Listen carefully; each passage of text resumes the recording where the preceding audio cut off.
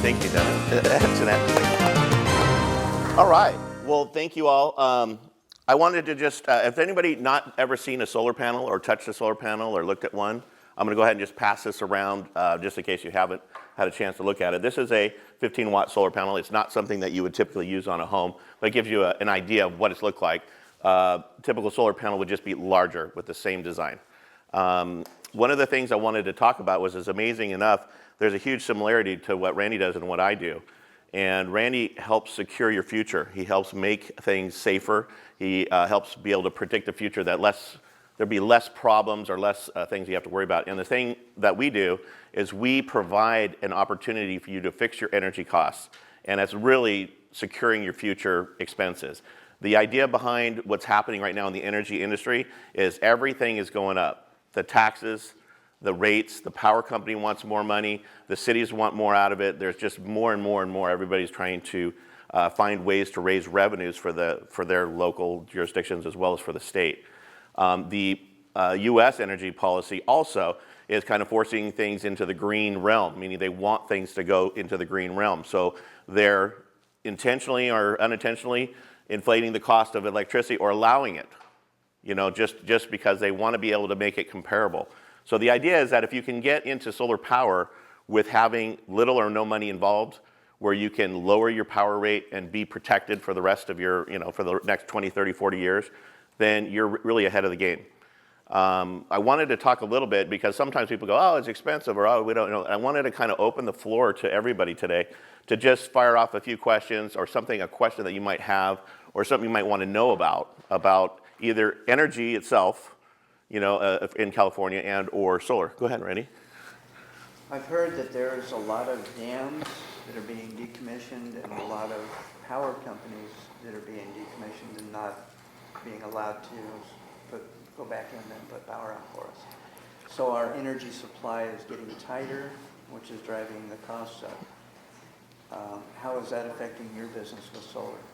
Well, most of those areas, our business is primarily in California, but in the industry of solar, what's happening is it's driving the cost of electricity up in areas where, say the Midwest or things like that, or the Southwest, or Southeast, where there's a lot more dams and things like that. So yes, what's happening is that they're used to paying a really cheap amount for electricity. Now the price is going up. So now it makes sense to get into something else to help alternative power. So that's all part of that federal level, what we're talking about as far as what's happening in the industry today to try to make it even so that you can actually do green energy and make it make sense. Whether we like it or not, that is the direction that the government has put the path on. On the radio, on TV, you see there's certain ads that say it's better to lease solar, and some say it's better to buy solar. Could you give me a little input on that? Okay, thank you very much. So the question is it better to lease or buy solar power? And the question is both. And the reason the answer the answer to that question is both is because it depends on your financial situation. If you are in a situation where you don't have you don't pay much in taxes, and you're not have a big tax appetite, leasing is actually a great way to get solar panels on your roof and start saving immediately with an immediate return. So year one, you're starting to save. The overall answer is it's better to purchase your own solar panels, because you will be the owner for eternity of those solar panels. You will reap all the tax benefits, all the rebates, and of course all the power savings. As the power savings, as the power rate goes up, you pocket more money. And that's one of the big issues, is that over time, it's predicted that power rates could double, triple, quadruple over the next 10 to 15 years. The national average has been 7% over the past 30 years. The past 2 years, it's been about 40 to 50%. And that's really in the higher tiers of energy. So you talk tiers 2, 3, and 4. Those are the areas where the raises have occurred. So you'll find that some people live in one home, they have 2 people, and their power bill is $150 a month. But the same home across the street has 4 kids, and a grandpa and a grandma maybe there, and a pool in the backyard, and they're paying $600 a month. Same house. Just totally different on how they use their power. But they get penalized because they use more power than what's allotted. And that's where solar power comes in. We offset the amount of power you need from the power company. Perfect, thank you. Yes? What is the maintenance involved if you own your own panels or if you lease? What's the maintenance? Great question. The difference is that what's the maintenance for solar panels, and what is the difference between when you lease them and when you own them? Maintenance for solar panels is very simple. It's literally rinsing them off once a year. That's really literally it. If you live near a freeway, if you live near a heavy construction area, you might have to do it more often. But the difference between leasing them and owning them is that the leasing company provides for problems with the system, but not for the maintenance and cleaning. So that, in both cases, the owner or the lessee would be responsible for making sure that they're clean to get the power. Yes? Can you explain the rebate system a little bit, how it works? In other words, let's say I go in and speak to you and you say, oh, we can do yours for free, okay? How does that get funded and who pays for that? Great question. The question is how do rebates and I would assume tax credits affect the cost of solar? Well, right now in California, the rebate system is actually depleting. It's actually at the height of what they intended to bring into the market. So the amount of the rebate is around 20 cents a kilowatt, which is not very much. It started off around $3 or $4 a kilowatt several years ago. But the 30% federal tax credit is still intact. And what happened is during that time when that rebate lowered, the cost of solar literally came down about 40%. Mainly due to the cost of silicon solar cells, the cost of solar panels. So the cost difference that was lost in the rebate really came down in the competitive cost of installing solar. So the cost of solar today is pretty much what the cost of solar was, 5 years ago, except it costs a lot less. I mean, as far as the overall cost out of pocket to the individual. The government incentives basically are coming as to form tax credits. The government obviously wants us to invest in green energy. So through 2016, the 30% federal tax credit is intact for both personal and commercial. When you get into commercial, it's actually transferable. So if one company or one part of the owner of the system couldn't use the tax credit, it actually can be applied and given to another.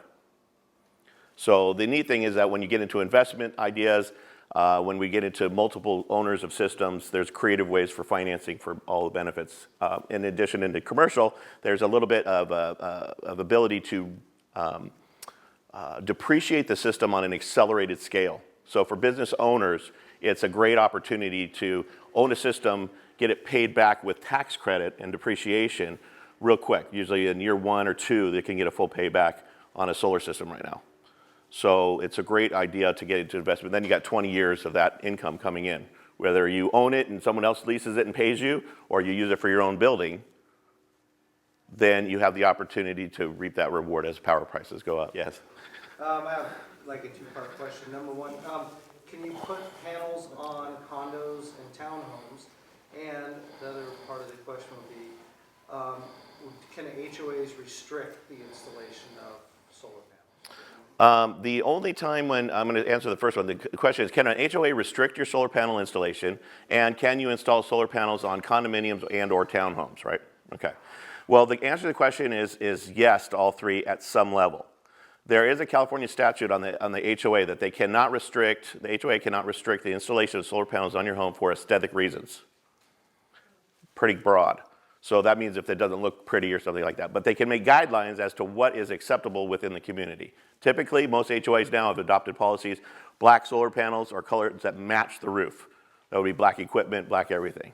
So that at least it looks as clean as possible. As far as using it on a townhome or a condo, you can do that, and we have done that, with the exception that it has to be a cooperative event. If the property is owned by all the members in the group that own that building, then there has to be a charter that puts together an agreement that the roof is divided up in a way where all members, even people that don't have a roof space, can benefit.